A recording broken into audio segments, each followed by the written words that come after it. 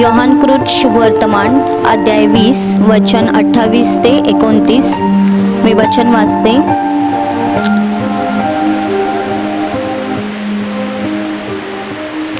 थोमाने त्याला म्हटले, माझा प्रभू व माझा देवा. येशूने त्याला म्हटले, तू मला पाहिले आहेस म्हणून विश्वास ठेवला आहेस. पाहिल्या वाचून विश्वास ठेवणारे ते धन्य. Hallelujah, hallelujah, hallelujah.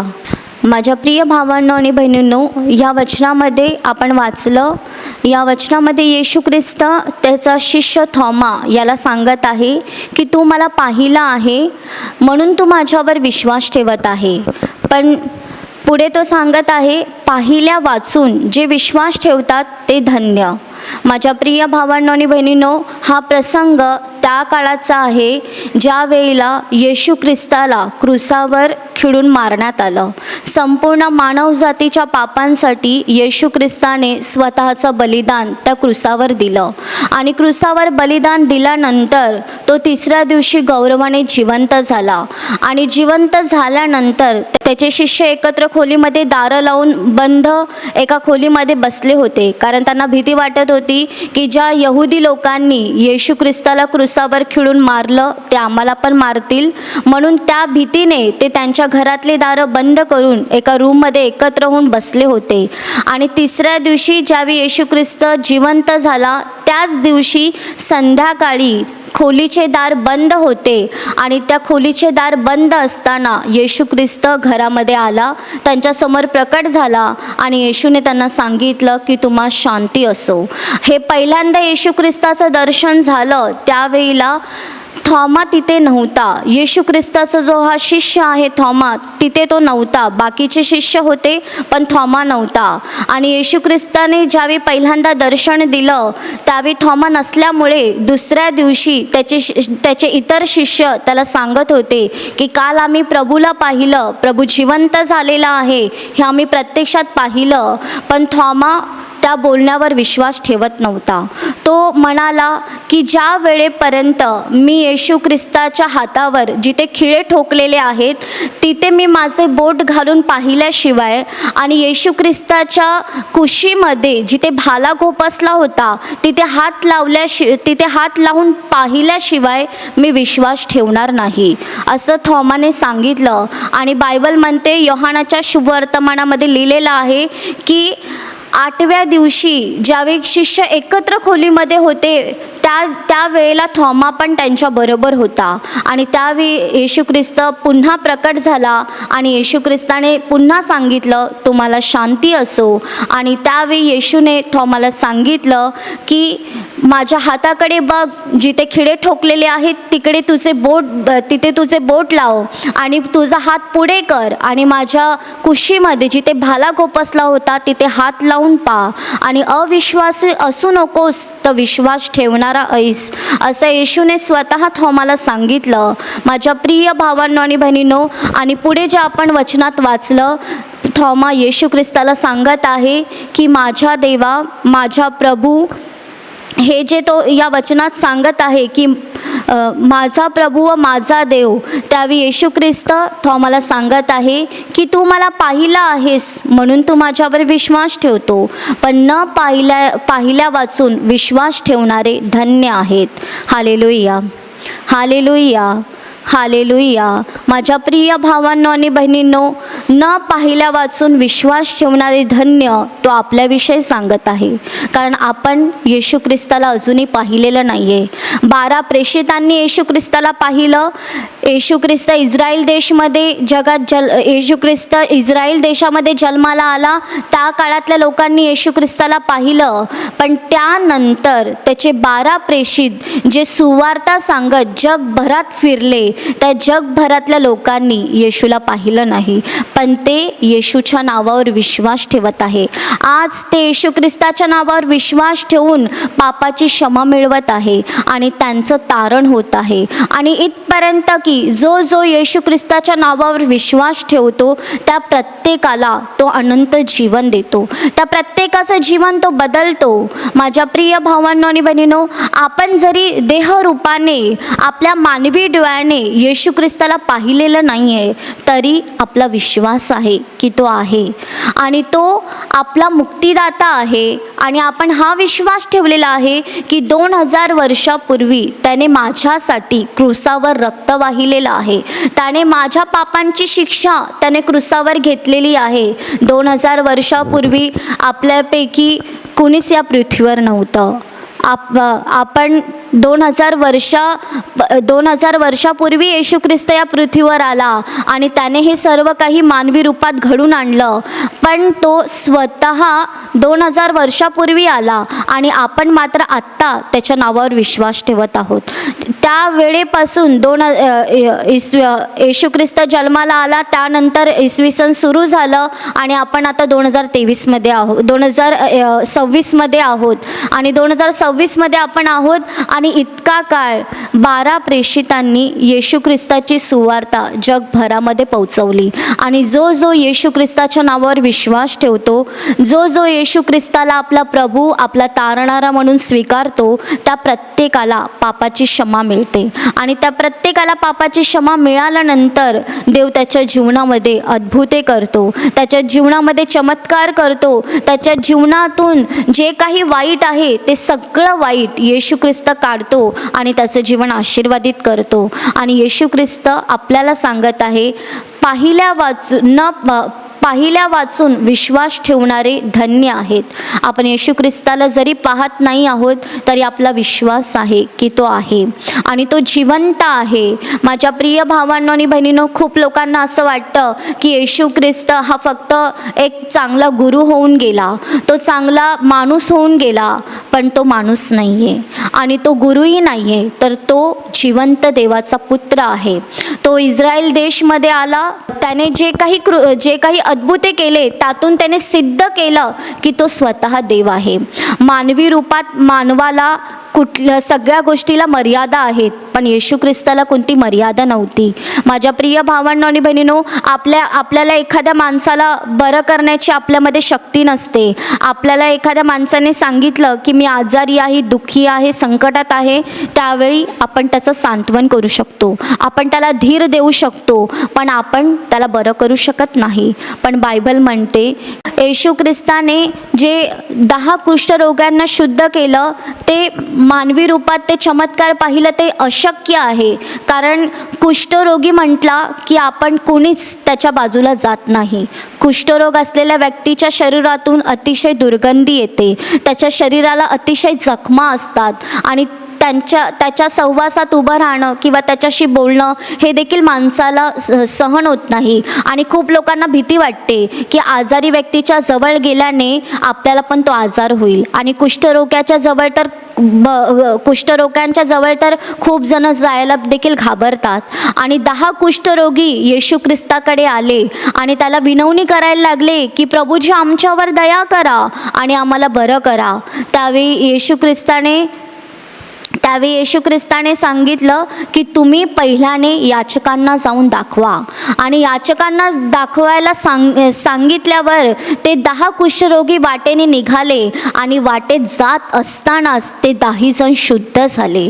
बायबल म्हणते की ते 10 जण शुद्ध झाले. त्यावेळी एका माणसाला आठवण आली की एका माणसाला जाणवलं की आपण 10 जण शुद्ध झालेले आहोत, तर आपण देवाचे आभार मानायला येशू ख्रिस्ताकडे परत जायला पाहिजे. आणि एक परराष्ट्रीय माणूस येशू ख्रिस्ताकडे आला आणि त्याला धन्यवाद द्यायला लागला की प्रभूजी तुम्ही आमचं कुष्ठरोग बरं केलं. माझ्या प्रिय भावांनो आणि बहिणींनो, आपण कोणाचं कुष्ठरोग बरं करू शकत नाही, इथपर्यंत की आपण कोणाचा साधा ताप देखील काढू शकत नाही. येशू ख्रिस्ताने आंधळ्यांना पाहतं केलं, मुक्यांना बोलतं केलं, बहिऱ्यांना ऐकण्याची शक्ती दिली आणि जे लोक अशुद्ध आत्म्याने पिडले होते त्या सगळ्यांना त्याने फक्त शब्दाने ते अशुद्ध आत्मे घालवून लावली आणि मेलेल्या माणसाला त्याने जिवंत केलं. माझ्या प्रिय भावांनो आणि बहिणींनो, तो कोणता गुरु नाही आहे किंवा तो कोणता थोर माणूस नाही आहे, तर तो जिवंत आहे आणि तो जिवंत देवाचा पुत्र आहे. आपण देवाला ओळखत नाही, पण येशू ख्रिस्ताच्या द्वारे आपल्याला देवपिताची ओळख झालेली आहे. माझ्या प्रिय भावांनो आणि बहिणींनो, त्या येशू ख्रिस्तावर आपण विश्वास ठेवला पाहिजे आणि त्याच्यावर विश्वास विश्वास ठेवत असताना आपण असं नाही म्हटलं पाहिजे की मी त्याला पाहिल्याशिवाय किंवा मी त्याने मला बरं केल्याशिवाय मी त्याच्यावर विश्वास ठेवणार नाही, असा आपण अविश्वास नाही दाखवायला पाहिजे. तुमच्या जीवनामध्ये काही चमत्कार घडले नसतील, पण तुमच्या नातेवाईकांमध्ये किंवा तुमच्या कुटुंबामध्ये कोणाच्या जीवनात येशू ख्रिस्ताने कार्य केलेलं आहे, येशू ख्रिस्ताने त्याला बरं केलेलं आहे, तर त्याच्या साक्षीकडे पाहून, त्याला जे येशू ख्रिस्ताने बरं केलेलं आहे त्याच्याकडे पाहून तुम्ही विश्वास ठेवला पाहिजे. आपण प्रत्येकाने असं आपण म्हणू शकत नाही की प्रभू येशूने माझ्या जीवनात चमत्कार केल्यावरच मी विश्वास ठेवणार, असं आपण नाही म्हणायला पाहिजे. तर आपण जे पाहत आहोत येशू ख्रिस्ताचे येशू ख्रिस्ता जे काही अद्भुते करत आहे, चमत्कार करत आहे, त्या चमत्कारांकडे पाहून, त्या अद्भुत गोष्टींकडे पाहून आपल्याला विश्वास ठेवायला पाहिजे की प्रभू जिवंत आहे आणि आजही तो कार्य करत आहे. माझ्या प्रिय भावांनो आणि बहिणींनो, खूप लोक असं म्हणतात की आम्हाला देव दाखवा. माझ्या प्रिय भावांनो आणि बहिणींनो, देवाला दाखवणं हे कोणत्याच मानवाला शक्य नाही आहे. देव पित्याला दाखवणं किंवा येशू ख्रिस्ताला प्रकट करून दाखवा, येशू ख्रिस्ताला समोर आणून दाखवा, तर ते शक्य नाही आहे, कारण तो देव आहे. आणि महत्त्वाची गोष्ट तर आपण मानव आहोत. आपली एवढी ताकद नाही किंवा आपण एवढे पवित्र नाही की आपण त्याला सांगू शकतो की तू माझ्यासमोर प्रकट हो.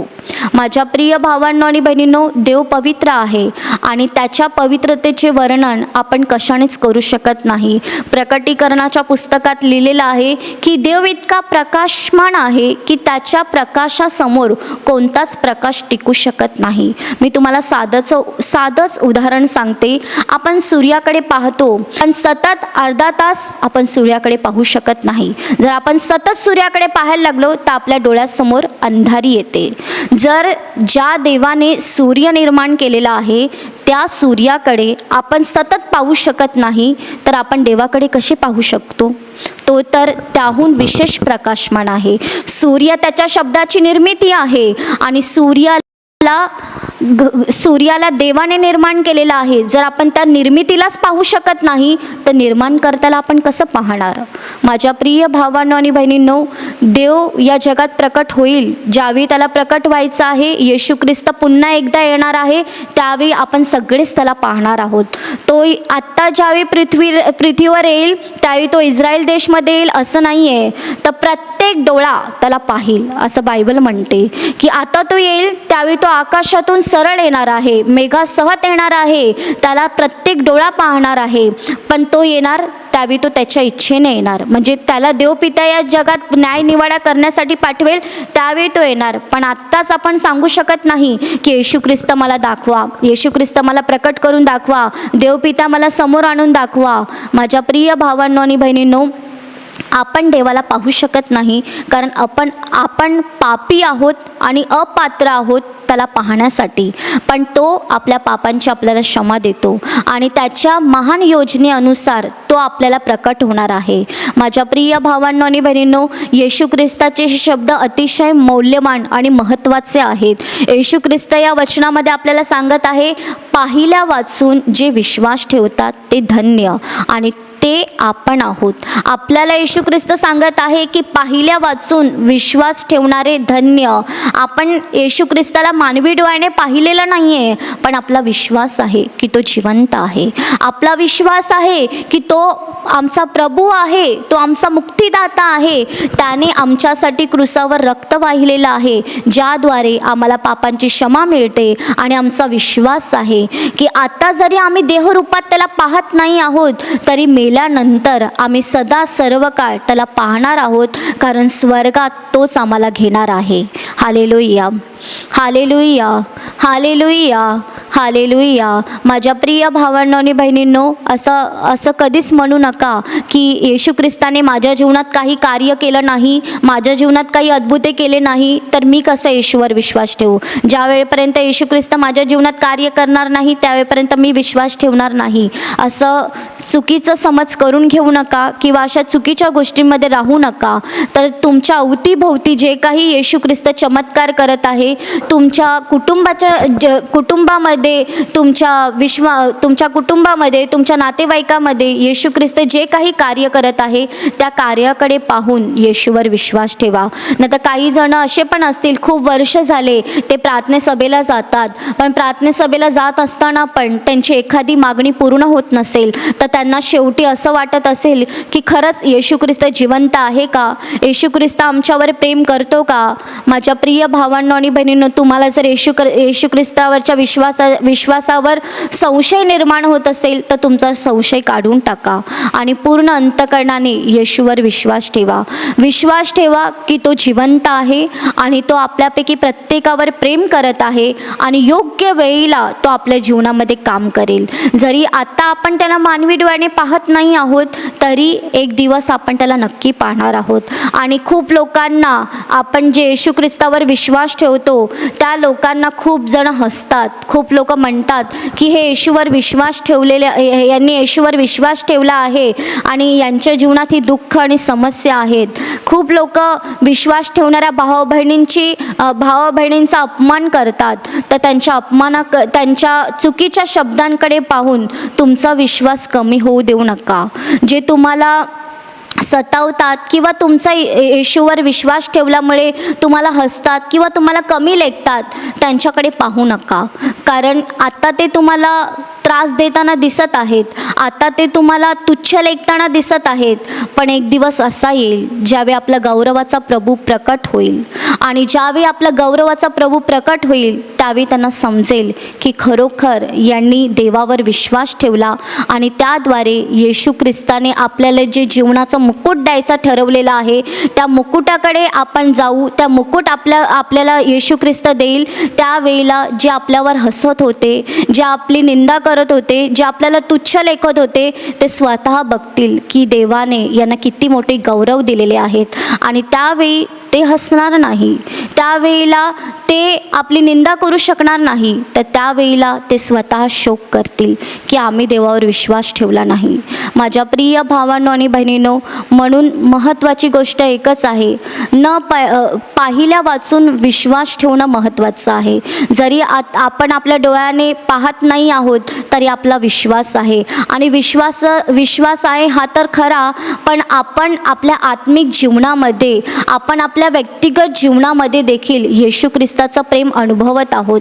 आपण ज्यावेळी प्रार्थना करतो त्यावेळी आपली प्रार्थना आत्म्यातून होते, त्यावेळी त्या आत्म्यातून प्रार्थना करत असताना देवाची उपस्थिती, देवाची पवित्रता, येशू ख्रिस्त जो आपल्यावर प्रेम करत आहे ते प्रार्थनेमध्ये आपल्याला अनुभव येतो.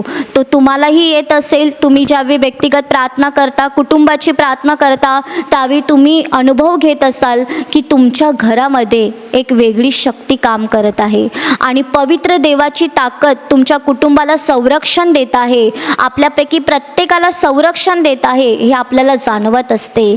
म्हणून माझ्या प्रिय भावांनो आणि बहिणींनो, आपण सगळे जे येशू ख्रिस्ताला पाहिलेलं नाही आहे पण आपण येशूवर विश्वास ठेवत आहोत, आपण देवाच्या दृष्टीने धन्य लोक आहोत. येशू ख्रिस्त स्वतः सांगत आहे, पाहिल्या वाचून विश्वास ठेवणारे धन्य आहेत. जरी आपण आपल्या मानवी डोळ्याने पाहिलेलं नाही आहे तरी आपला जो विश्वास आहे तो विश्वास आपल्याला स्वर्गात नेणार आहे. तो विश्वास आपल्याला अनंत काळाच्या जीवनात प्रवेश करणार आहे आणि याच विश्वासाच्या द्वारे आपण सैतानाच्या सगळ्या हल्ल्यावर, सगळ्या जळत्या बाणावर आपण मात करू शकतो. माझ्या प्रिय भावांनो आणि बहिणींनो, आपला विश्वास आहे की येशू ख्रिस्ताने माझ्यासाठी क्रूसावर रक्त वाहिलेलं आहे, त्याला बसलेल्या माराने आम्ही निरोगी झालेले आहोत. या विश्वासाच्या द्वारे ज्यावेळी आपण प्रार्थना करतो, आपण आजारी असतो, दुःखात असतो, संकटात असतो, त्या विश्वासाच्या द्वारे आपल्याला आजारमुक्ती मिळते. त्या विश्वासाच्या द्वारे आपल्याला संकटातून बाहेर येण्यासाठी देव मार्ग दाखवतो. माझ्या प्रिय भावांनो आणि बहिणींनो, येशू ख्रिस्त आपल्या जीवनामध्ये काम करतो. संत थॉमा हा येशू ख्रिस्ताचा फार मोठा प्रेषित आहे आणि त्याने त्या काळात सुरुवातीला अविश्वास दाखवला की येशू ख्रिस्त जिवंत झालेला आहे.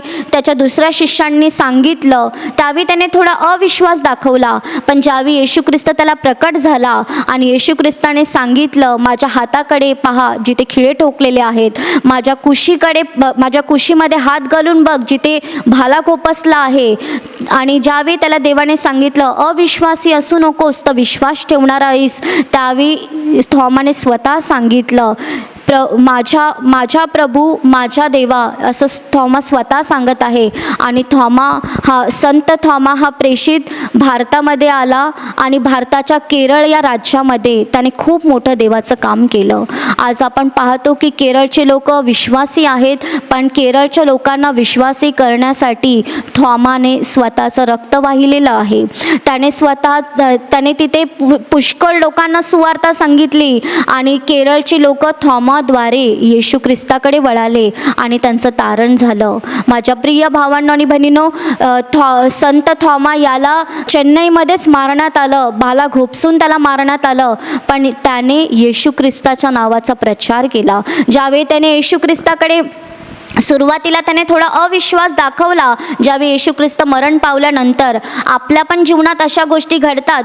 आपल्या जीवनात एखादी समस्या निर्माण होते, एखादं मोठं संकट होतं, त्यावेळी आपण देखील अविश्वासी आपला विश्वास देखील हलतो आणि आपण पण विश्वासामध्ये कमजोर पडतो. पण त्या काळात देव आपल्या विश्वासाला सांभाळतो. जसं थॉमासाठी येशू ख्रिस्त पुन्हा एकदा त्या घरामध्ये प्रकट झाला आणि थॉमाचा अविश्वास दूर केला आणि त्याला विश्वासात स्तबळ केलं आणि संत थॉमाद्वारे एवढं मोठं कार्य झालं. त्याप्रमाणे आपल्या जीवनातही देव कार्य करायला तयार आहे. म्हणून संकटात, आजारात, दुःखात घाबरून जाऊ नका, निराश होऊ नका, तर त्या काळामध्ये देवाकडे प्रार्थना करा, देवावर विश्वास ठेवा आणि अविश्वासी बनू नका. तुम्हाला जरी तुमच्या प्रार्थनेचं उत्तर मिळत नाहीये म्हणून असा विचार करू नका की देव अस्तित्वात नाहीये किंवा येशू ख्रिस्त माझी प्रार्थना ऐकत नाहीये. अशा चुकीच्या गोष्टी मनात आणू नका. विश्वासात दुर्बळ होऊ नका, तर विश्वासात सबळ व्हा आणि विश्वास ठेवा की देव तुमच्या जीवनात काम करेल आणि देव तुम्हाला आशीर्वादित करेल. आणि विश्वासात सबळ होऊन येशू ख्रिस्तावर पूर्ण मनाने विश्वास ठेवून त्याच्याकडे नेहमी प्रार्थना करत राहा. प्रत्येक संकटात त्याच्याजवळ प्रार्थना करत राहा. दुःखात, आजारात जे काही समस्या असतील त्या सगळ्यासाठी अंतःकरणातून देवाकडे प्रार्थना करत राहा, ज्याद्वारे येशू ख्रिस्त तुमच्या विश्वासाला सांभाळेल. तो तुमचा विश्वास कमी होऊ देणार नाही. म्हणून इब्री लोकासपत्रामध्ये लिहिलेलं आहे की तो आपला विश्वासाचा उत्पन्न करता आणि आपला विश्वास पूर्ण करणारा देखील तोच आहे. त्याने आपल्या हृदयात विश्वास निर्माण केलेला आहे, तो आपला विश्वास पूर्णही करेल. म्हणून अविश्वासी बनू नका, विश्वासामध्ये कमजोर होऊ नका. तर या वचनात येशू ख्रिस्ताने सांगितल्याप्रमाणे पहिल्या वाचून जे विश्वास ठेवतात ते धन्य आहे. माझ्या प्रिय भावांनो आणि बहिणींनो, तुम्ही पहिल्यांदा येशू ख्रिस्ताविषयी ऐकत असाल तर येशू ख्रिस्तावर विश्वास ठेवा.